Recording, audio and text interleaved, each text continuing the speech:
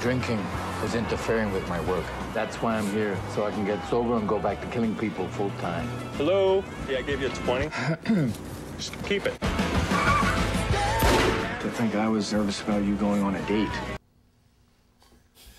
Hi, welcome to Movie Reviews for You. I'm Bodie Plekas. And I'm Jason Govine.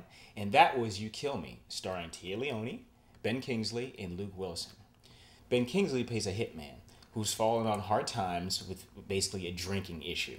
So his uncle sends him off to San Francisco to get himself together and basically so he can regain his love of his craft. Got a problem, Frank. I want you to go to San Francisco.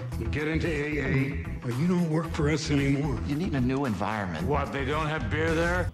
It's and as you said, it takes place in two places. You have the mob family, his family, a Polish mob in Buffalo, who's is being shoved out of their business by a Irish clan mob run by Dennis Farina. And then you also have the life that he's living in San Francisco, as Jason said, where he meets Tia Leone and Luke Wilson's character, who befriends him and becomes his mentor at AA, and who's a gay man, and meeting Tia Leone at the place where he's gotten a job at working at a mortuary yes. as a hitman, which is pretty funny.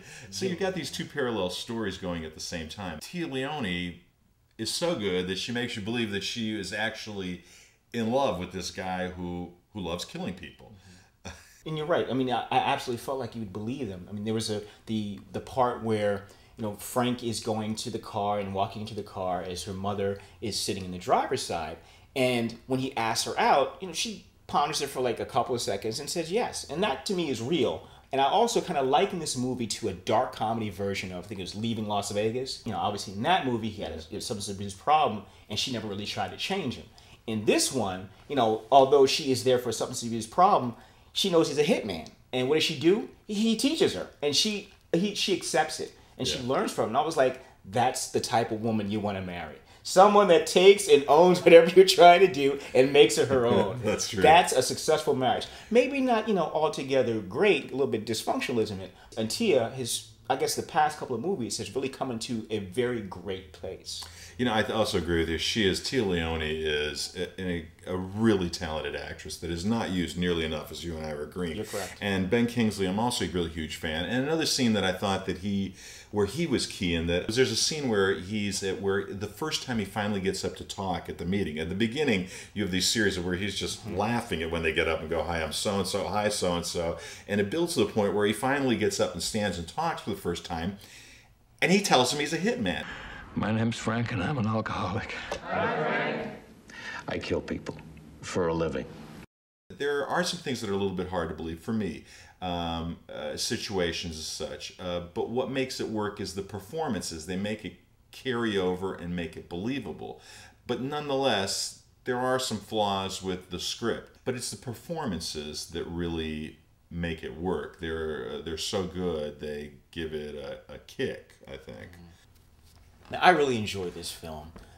Outside of, you look at the script maybe not being as tight as it could have been, and there were some things that were a bit protracted. It was still some very great performances from Tia Leone, obviously, Ben Kingsley, Luke Wilson, and even Philip Baker, who you might know from the Seinfeld guy who played the library policeman. There just were a lot of different, like, eclectic mixes of performances in and out that just made it a very enjoyable movie. Simple, but still enjoyable.